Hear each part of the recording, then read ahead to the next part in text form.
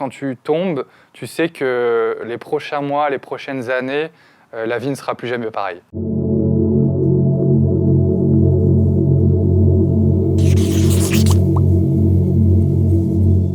Bonjour Axel, aujourd'hui je vais te raconter comment ta vie a basculé le 27 juin 2010. Tu étais un pilote professionnel de motocross, tu as été plusieurs fois champion d'Europe et champion du monde de BMX.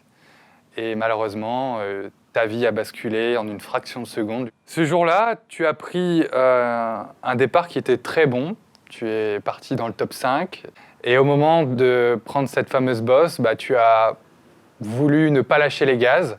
Tu t'es dit que perdre une demi-seconde, c'était trop.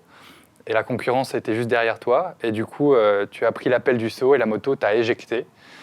Et malheureusement, tu as réceptionné sur tes fesses. Et là, en une fraction de seconde, il y a eu un grand crack dans ta moelle épinière. Quand tu tombes, tu sais que les prochains mois, les prochaines années, la vie ne sera plus jamais pareille.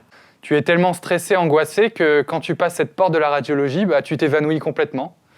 Et la seule chose que tu te souviennes, c'est de t'être réveillé carrément après l'opération, où les médecins étaient là pour te dire que tu avais été opéré, qu'on t'avait posé des plaques dans la colonne vertébrale.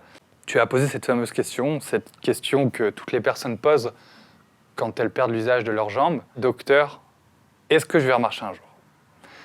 Et là, le chirurgien t'a répondu que malheureusement, il ne pouvait pas te répondre, qu'il ne savait pas, mais que ta colonne vertébrale était très très endommagée. Il te dit que la moelle épinière, une fracture de la moelle épinière, c'est très grave, on ne sait pas les récupérations. Même si on connaît le domaine, les fractures de la moelle épinière sont toutes différentes et donc un patient va peut-être récupérer, un autre pas du tout. Tu as finalement récupéré quelques petites sensations, des sensations infimes dans la jambe de gauche. Et donc là, tu décides de commencer à exploiter cette mini-contraction avec ta kiné, avec des exercices en salle, avec de la balnéothérapie. Et au fur et à mesure des séances, des mois, tu commences à avoir une mini-contraction qui commence à se réveiller dans la jambe de droite. Ça te donne l'envie de continuer. Vu que tu es en train de progresser, tu as envie d'aller encore plus loin. Donc tu en fais encore plus. Tu te considérais peut-être encore comme un athlète de haut niveau. Et donc, tu avais réussi à négocier la clé du gymnase pour aller t'entraîner seul, même si tu n'avais pas le droit. Tu vas aller là-bas t'entraîner dans des longues barres parallèles pour essayer vraiment d'optimiser ces muscles que tu as dans tes cuisses afin de pouvoir un jour te mettre debout. Et donc, pour toi, la priorité, ce n'est pas d'apprendre le fauteuil, mais de récupérer. Au bout de 2 ans, un beau jour, tu as ta kiné, avec qui tu faisais un binôme extraordinaire. Elle te dit que malheureusement, au quotidien, il n'y a pas de barre parallèle. Il n'y a pas de barre parallèle dans la rue, il n'y a pas de barre parallèle dans les magasins, il n'y a pas de barre parallèle chez toi. Donc avec ça, tu n'es pas autonome du tout. Et donc tout de suite, là, elle te dit, moi, je préfère te préparer mentalement au fait que tu devras accepter le fauteuil roulant pour le reste de ta vie. Et là, tu dis, waouh, ma vie, elle a vraiment, vraiment basculé.